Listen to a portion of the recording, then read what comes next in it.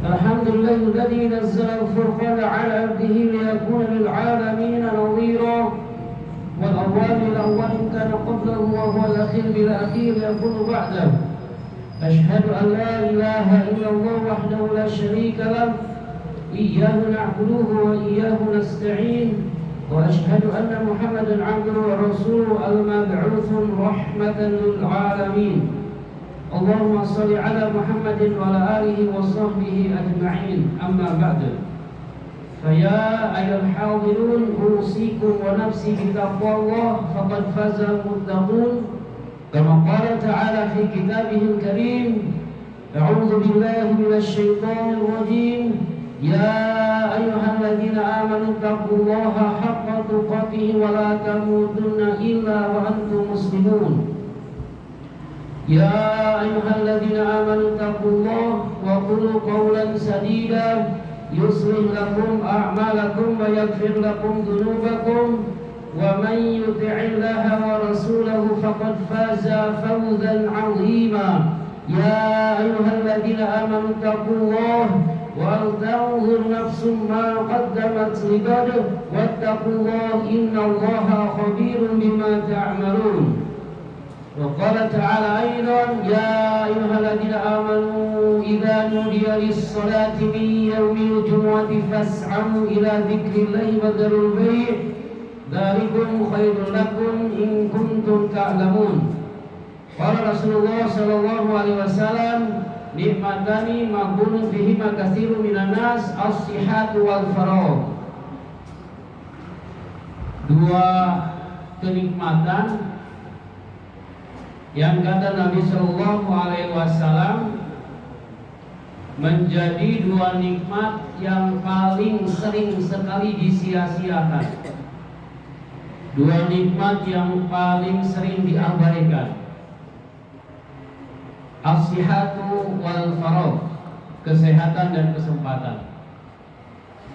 Kesehatan dan sempat yang Allah titipkan yang harusnya jadi taat, sempat harusnya menjadi sesuatu yang manfaat, tapi berapa banyak hadirin di luar sana kemaksiatan-kemaksiatan yang tersembunyi dan terang-terangan bertebaran. Mungkin ada di antara kita yang tengah malam sedang sholat tahajud dan dia tidak sadar di luar sana itu lebih banyak ribuan orang yang bermaksiat. Kota Bandung itu hadirin paling sedikit 17.000 orang semalam dugem. Kalau malam minggu, Jumat malam, Sabtu malam itu sampai 20.000 orang. Orang yang berzina di Kota Bandung tidak kurang dari 1.500 orang setiap malam yang berzina. Jadi kita ngaji, kita taklim, tapi di pinggir kanan kiri kita itu setiap malam itu kemaksiatan itu begitu hebat. Dan kita bersyukur hari ini, di hari-hari sebelumnya, dan insya Allah di hari seterusnya dengan dua nikmat ini, as-sihhatu wal faragh, kita upayakan menjadi nikmat yang kita bisa manfaatkan dengan sebaik-baiknya dengan taat kepada Allah Subhanahu wa taala. Dan seperti hari ini, siang hari ini, dengan dua nikmat yang Allah titipkan kepada kita, kita bisa menyambut panggilan Allah Subhanahu wa taala yang tentunya didorong dengan al-iman.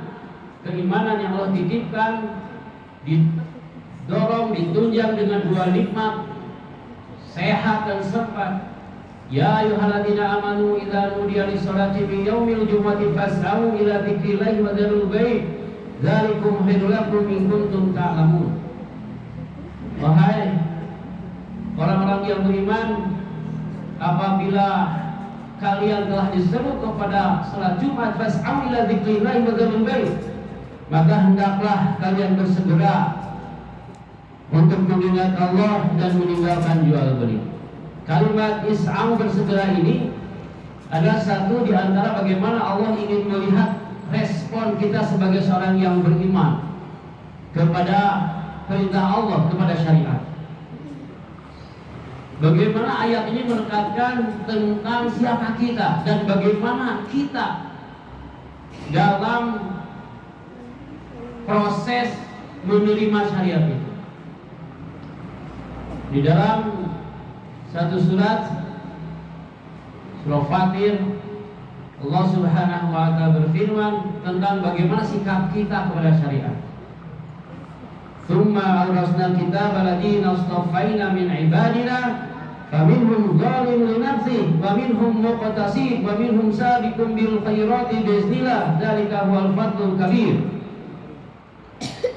Bahwa ternyata hadirin, kita sebagai orang yang beriman pun oleh Allah dibagi menjadi beberapa golongan dalam kaitannya menerima syariat. Ada yang pertama yaitu orang-orang yang zalimun li nafsi, orang-orang yang menzalimi dirinya, orang-orang yang bahkan dia tidak sanggup dan tidak mampu, bahkan tidak hadir keimanan di dalamnya untuk bisa menyambut panggilan Allah Subhanahu wa ta'ala. Bukan hanya sholat Jumat, tapi sholat fardu yang 5 waktu. Banyak di antara kita yang hadir di masjid, namun dibanding dengan orang-orang yang tidak hadir, berapa kali banyak lagi. Mungkin hari ini masih banyak orang-orang yang berkeliaran di luar sana, yang asik berbisnis, berdagang. Ada yang masih mengantarkan pelanggannya, ada yang masih mengurus urusannya. Dan itu adalah merupakan kezaliman yang nyata di depan Allah Subhanahu wa ta'ala. Yang kedua hadirin adalah orang-orang yang muqtasidun, orang-orang yang dalam ruang ini, syariat ini dia terima hanya sebuah ritual pekanan saja. Bapak datang ke masjid ini tidur, ini bukan tempat tidur aja dibangun. Kita tidak boleh berbuat curang pada Allah Subhanahu wa ta'ala. Allah berikan 24 jam hari ini untuk hidup. Jika Allah masih memberikan kehidupan sampai nanti kembali hari esok kita hadir, dan kita hadir di sini yang mungkin tidak lebih dari 20 menit dengan sholat. Lalu apa yang kita lakukan? Tidak sedikit orang yang ngobrol, memainkan HP, memainkan jemarinya, memainkan tasbih. Pada saat itu ada seorang sahabat yang ketika Rasul sedang berkhutbah, beliau memainkan beberapa kerikil yang ada di depannya, karena saat itu sholat di atas tanah. Kemudian Rasul menegurnya agar mendengarkan seorang khatib yang menyampaikan taujih rohani. Ini gambaran yang kedua. Setiap tahun saya keliling 800 masjid, 1240 tempat. Dari kampung ke kampung, dari kota ke kota, dari kantor ke kantor, masjid ke masjid, dari rumah ke rumah. Di Bandung, di luar Bandung, di Ambon, di Papua, di Padang. Saya keliling kemana-mana. Dan agama ini masih hanya seperti itu, hanya sebuah ritual saja. Bapak datang ke sini hanya sebuah ritual. Tidak menjadikan agama ini sesuatu yang seharusnya merubah dirinya.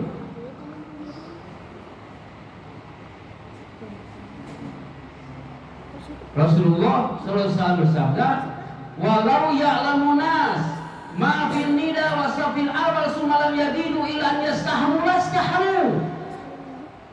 Kalau seandainya semua manusia tahu tentang apa yang Allah janjikan di setiap adzan dan di setiap saf-saf depan, kemudian dia tidak bisa mendapatinya illa an yastahamu, kecuali dia mengundinya, lastahamu, dia pasti akan mengundinya. Pertanyaannya, di setiap Jumat yang kita dapati itu, apakah ada keinginan dari Bapak, dari kita semua keluar dari rumah itu untuk mendapati saf depan, atau bersengaja berada di saf akhir? Itu menjadi ukuran kita di depan Allah tentang bagaimana sikap kita kepada syariatnya. Yang terakhir adalah sabiquna bil khairat bismillah. Orang-orang yang bersemangat kepada syariat ini.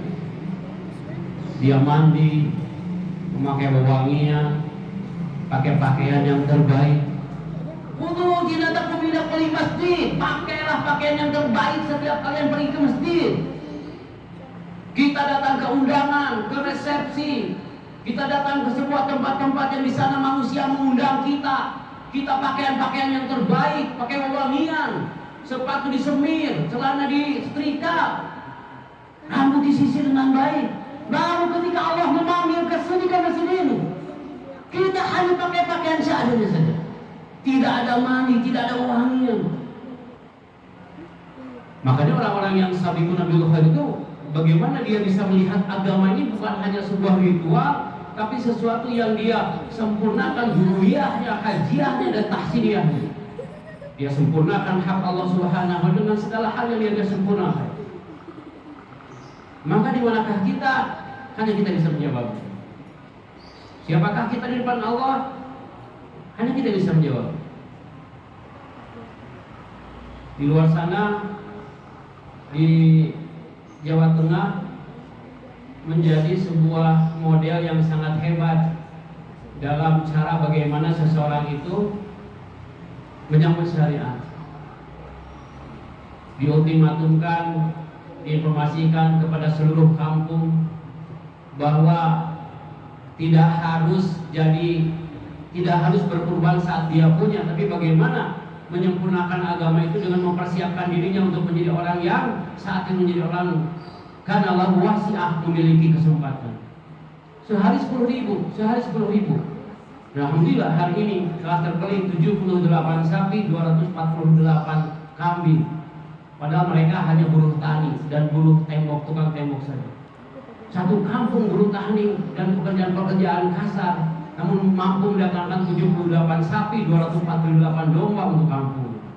9.500 bungkus, 7 ton. Masya Allah.